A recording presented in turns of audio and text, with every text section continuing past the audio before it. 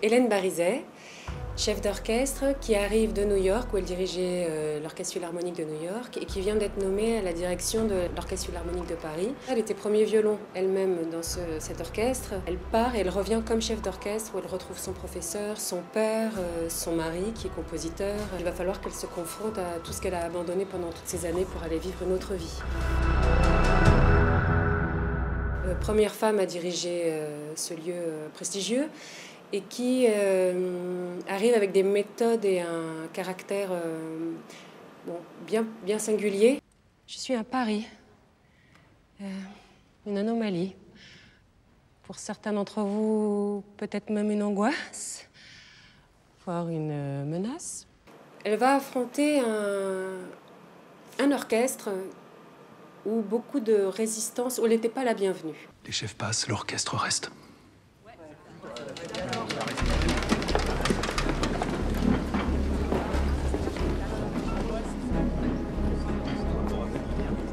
Donc elle arrive dans un climat conflictuel, où elle sent cette tension, qu'on est contre elle, et en plus, comme elle a un caractère clivant, elle va rien faire pour arranger la situation, et au contraire. Donc elle bouscule l'ordre de ce qui était établi avant elle pour proposer sa musique. Je trouve que c'est beau, quelqu'un qui a un idéal et qui accepte d'être seule pour défendre cet idéal. Et du coup, elle paraît un peu rude, brutale. Dès qu'elle arrive, elle remplace le premier violon par cette jeune violoniste jouée par Lina El Arabi. Et elle entend chez cette toute jeune fille une qualité de son, une qualité musicale hors norme. Elle s'entend peut-être telle qu'elle s'entendait avant quand elle jouait du violon, cette capacité à donner cette émotion, cette vibration. Oui. Oui, elle reconnaît quelque chose d'elle. Et la rencontre avec cette jeune fille et la volonté de lui donner, c'est une façon de créer un lien par l'art. Tu te remets à jouer, quoi. Non. J'ai remplacé Vladimir par une jeune violoniste.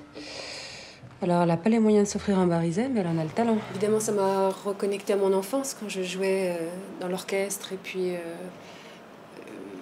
quand je faisais aussi de la musique de chambre. Mais là, de vivre les choses en grand comme ça, oui, ça restera un projet hors norme. En ce moment, il y a un essor de chefs femmes extraordinaires.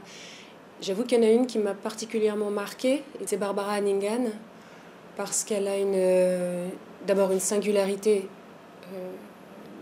profonde, c'est qu'elle est chanteuse et qu'elle est devenue chef d'orchestre, et que j'ai trouvé un lien très, très fort avec Hélène Barizet, qui est d'abord premier violon, et puis elle devient chef. Elle chante et elle dirige l'orchestre, donc elle donne les tops tout en incarnant des personnages extraordinaires avec une virtuosité. Elle est insensée. Je dois rendre hommage à Christophe Dillis, qui est un jeune chef d'orchestre, qui travaille à France Musique. Je voulais pas faire des gestes dans le vide ou avoir... Je voulais une vraie gestuelle pour arriver à un moment à ce que la musique, je puisse la diriger presque pour de vrai. Comprendre à quel moment, par son incarnation, par son corps, parce que c'est vraiment un corps présent, le chef, on arrive à obtenir des inflexions, des nuances, des mouvements très puissants. Et ce qui était vraiment, moi, ce qui m'a beaucoup touchée, c'est l'investissement de chacun des acteurs qui jouaient un instrument pour travailler, pour se fondre dans la troupe qui existait, qui est celle de l'orchestre.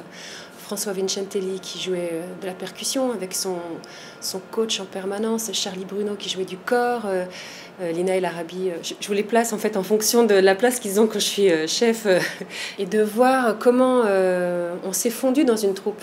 Donc c'est vraiment un projet particulier. Il faut rassurer les musiciens, leur permettre de s'exprimer. Ouais. Avec Pellevo, ça fait le deuxième mort. On va vraiment passer pour un orchestre maudit.